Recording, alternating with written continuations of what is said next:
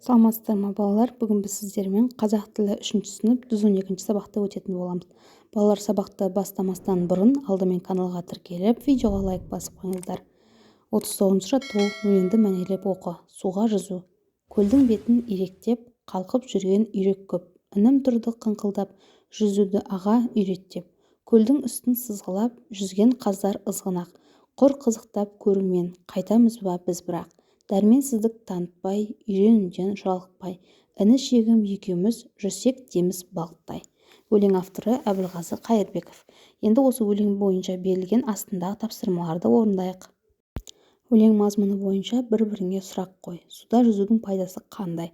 Суда жүзуді үйрену үшін не істеу керек деп ойлайсың? Өлеңдегі қарамен берілген сөздердің мағынасын сөздіктен біліп ал.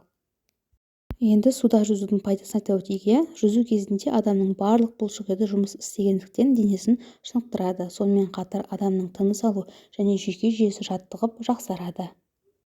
Суда жүзуді үйрену үшін адам біріншіден қорықпау керек. Екіншіден үнемі үйренуден жалықпай жаттығу керек. Енді қарамен жазылған сөздердің мағынасын атап өтейік. Ызғын. Ызғын деген өте қалың, тығыз, яғни көп деген мағынаны білдіреді. Дәрменсіздік дегеніміз ол әлсіздік, ал жалықпау дегеніміз көңілі қайтпау, яғни ерінбеу деген сөз. Келесі балалар бізде 40-шы жаттығу. Есептік сан есімді реттік сан есімге айналдырып жаз дейді. Есептік сан есім не екенін білеміз, 1, 2, 3, 4 деген секілді. Ал реттік сан есім керісінше ретімен 1-ші, 2-ші, 3-ші, 4-ші болып кете береді. Енді бір қатар, 3 орын, 9 мектеп, 6 сынып деп берілген. Осыларды біз реттік сан есімге айналдыра отырып және оған сұрақ қоюымыз керек.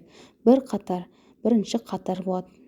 Бірінші қатар, яғни нешінші қатар деген сұраққа жауап береді. 3 орын, 3-ші орын, 9 мектеп, 9-шы мектеп, 6 сынып, 6-шы сынып деген секілді.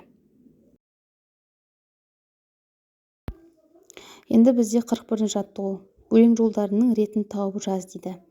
Ақ сүт берген анадай зыр жүгіріп ағады, асыр салып баладай сусындатар даланы дейді. Осы берілген өлең жолдарын, яғни бізге шатастырылып берілген, соны рет-ретімен жазуымыз керек.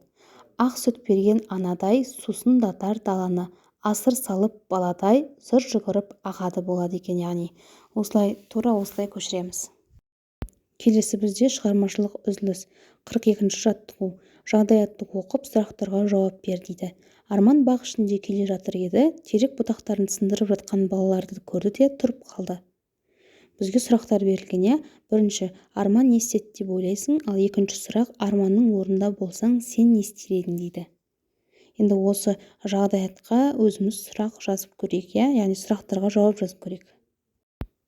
Арман балаларға ескерту жасады деп ойлаймын. Арманның орнында мен болсам да балаларға табиғатты қорғау керек. Себебі ол біздің қамқорымызға мұқтаж деп айтар едім. Яғни осы жағдаятты осылай жауап берсек болады екен, сұрақтарға. Міне балалар, осымен бүгінгі біздің сабағымыз аяқталды. Келесі сабақтарды жоғалтып алмас үшін каналға міндетті түрде тіркеліп, видеоға лайк басып қойыңыздар. Каналдан сіздер 2-ші сыныптың, 3-ші сыныптың және 4-ші сыныптың математика, қазақ тілі пәндерінің үй тапсырмаларын көріп, әрбір күні бірге орындасаңыздар болады балалар. Сау болыңыздар.